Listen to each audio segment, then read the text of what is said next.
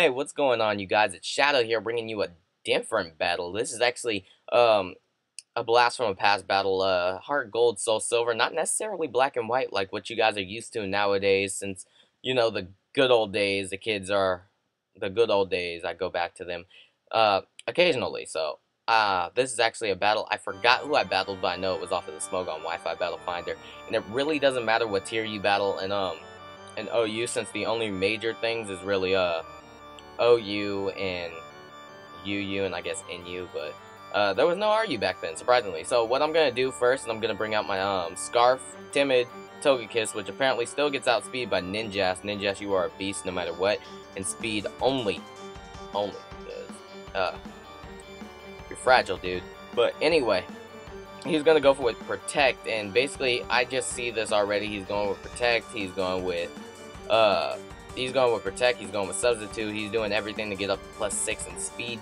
Does not necessarily matter to me, mainly because if he doesn't switch into the right Pokemon to take on my Pokemon, then it doesn't matter about the speed being boosted. So I kind of don't understand that. I don't think he has anything that can outspeed anything on my team and destroy like my whole team. So I don't understand what he's doing, unless he has like a normal type with like Choice Banded Return or something like that, and he's just boosting up the speed. So basically what I'm going to do is I'm going to predict the Protect and go into my Metagross and fire out Bullet Punches until it dies.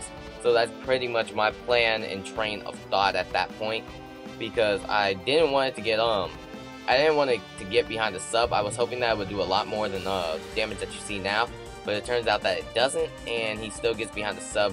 Not really too much of a big deal, but because I am just going to keep going for Bullet Punch and breaking the sub, since Ninjask is quite fragile, and I know that I can break the sub, but I know that I can take hits that well. A Bullet Punch from Metagross, have you seen that thing's arms? Gigantic, I'm telling you right now.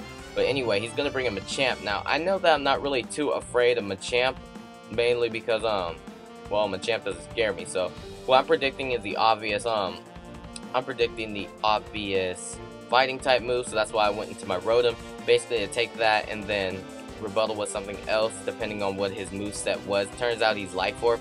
Does not phase me too much, mainly because that means I can wear him down a little bit more. Since he lacks the recovery of leftovers, I can try to get off a discharge and probably try to paralyze him, cutting his speed in half and getting more damage on him. So that's what I tried to do. Did not happen, but I do not care at this point, because I know that I can just switch into my Metagross and probably just fire off some Bullet Punches and try to kill it from that range.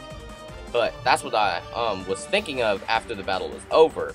Now, what happened when the battle was during, I thought, you know what, I'm going to get up Stealth Rocks just in case that Ninjask ever wants to come in or anything in that factor. But that was wrong of me. I probably should have just went with Bullet Punch, and then the Bullet Punch would have got him to a low enough health to where either Life Orb would have took him out, or I would have took him out next turn, but I still would have preserved most of my health instead of dying in the 2-hit KO. But that was my bad at that point. But I'm not regretting it, not really regretting it, just bad play.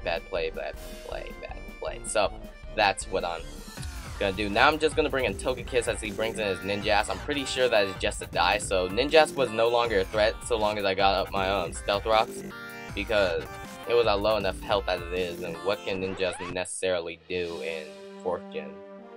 So that's basically what I was thinking. So he's gonna bring in Magnezone. I'm just gonna fire off an Aura Sphere, see how well it can take it, and then see what he wants to go with. If he wants to go with a Thunderbolt, if he wants to overpredict, thinking I would want to switch out. I don't know, whatever he felt like doing, but it turns out he actually just Thunder Wave. Now, him Thunder Waving actually made his Togekiss useless, I should say, but I can still bring it in on slower Pokemon, like, I don't know, whatever was on his team. I need to see, but whatever. I'm gonna go with Aura Sphere again, thinking that he might want to stay in. That was kind of stupid. Well, not stupid.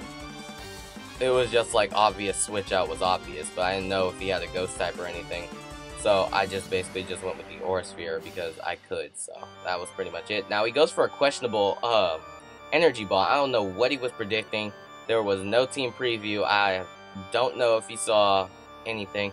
I don't know what he was thinking. He just went with a random He just went with a random energy ball, so I have no idea what he was thinking. If he knew I was gonna switch out because I couldn't do anything to him, I probably would have just still went with Shadow Ball, but he wouldn't have known that I had another Pokemon on my team. But whatever the case of it is, that was his decision, and I just ended up killing him off with a Crunch. Now here, I speeded up more than usual, mainly because this is pretty much me having to switch in and out and making decisions on what he plans to do about his situation, because he has, I think, 3 more Pokemon left.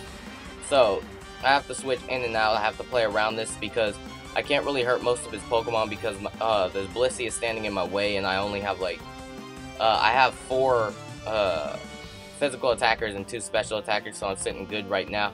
But Gliscor, I brought it in mainly because I wanted to scout for the Seismic Toss, because if it has Seismic Toss, then I know I probably would have been dead, because that thing probably would have been able to take out my Snorlax. So that was pretty much what I tried to do. But what was ironic about this part is I was really laughing because Gliscor got poisoned and it's hurting him. In 5th gen, Gliscor has Poison Heal, so I thought that was like really funny. So I don't know, do you guys think that's funny? Probably, I don't know, but whatever.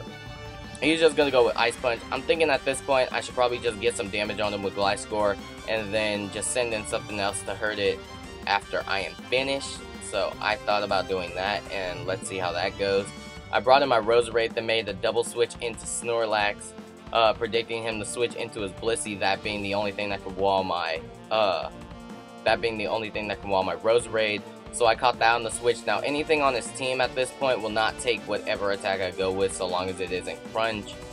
So long as it isn't Crunch or Body Slam. I know that my neutral ground is pretty much Earthquake, because he can't really do. Basically what I'm trying to say is that if I went for Crunch, then he probably would. Then that's the reason why he brought in Magnezone. But I kind of knew in the back of my head that he had Magnezone. So anyway, he's gonna go with Earthquake with a Swampert, and then I'm just gonna Body Slam for the kill. Now again, I'm still trying to scout and see if it has Seismic Toss, because maybe it could be bluffing I don't know, whatever. I don't know what he plans on doing. I just know most standard Blissey sets have Seismic Toss, and since I was at a low range of health below 100, so I know that I wouldn't be able to take any of those, and then my Roserade probably wouldn't have been able to take any of those either. But because Roserade is a poison type, he can Toxic Stall me, so that was kind of a thing. But since I am below well, I'm getting below 100, I know that I would have been able to kill me with Seismic Toss.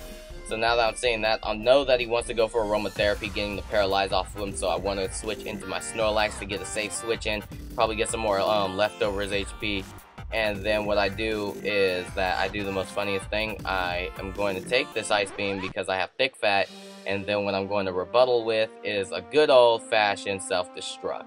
Yes, that is it, ladies and gentlemen. A good old-fashioned Self-Destruct is what I planned on doing, because I had it on the Snorlax, planned on using it.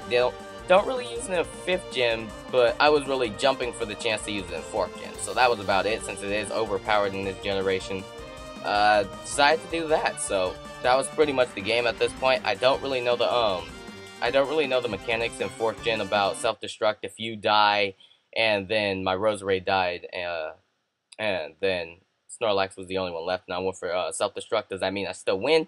Don't know about that, but I still do have a lot of these 4th gen matches backed up if you guys want to see more or less. This is Shadow signing out.